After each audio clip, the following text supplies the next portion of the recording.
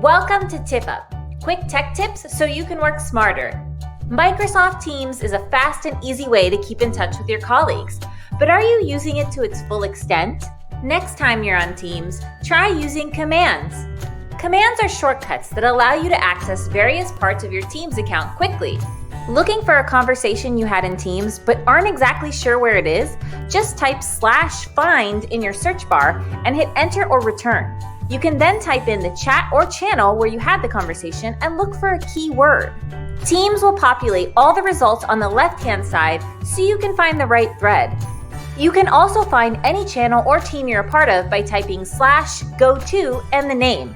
This saves you time from navigating through all of your channels and teams, which can definitely add up if you're an avid Teams user. You can always change your status in your settings, but why not use a command to make it even easier?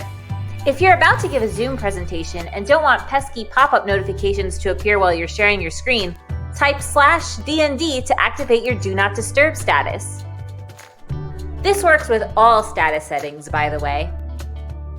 Try to keep up with your notifications by using /unread to check unread activity, or use /mentions to see chats where your name was specifically brought up.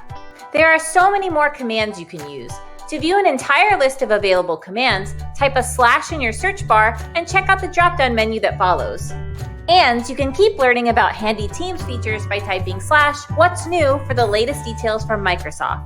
Teams is available in your Office 365 account by logging into o365.weil.cornell.edu with your Weill Cornell email address and password. You can use the online version by clicking the Teams icon here, or click the Install Office button to download the desktop version. Want more TipUp?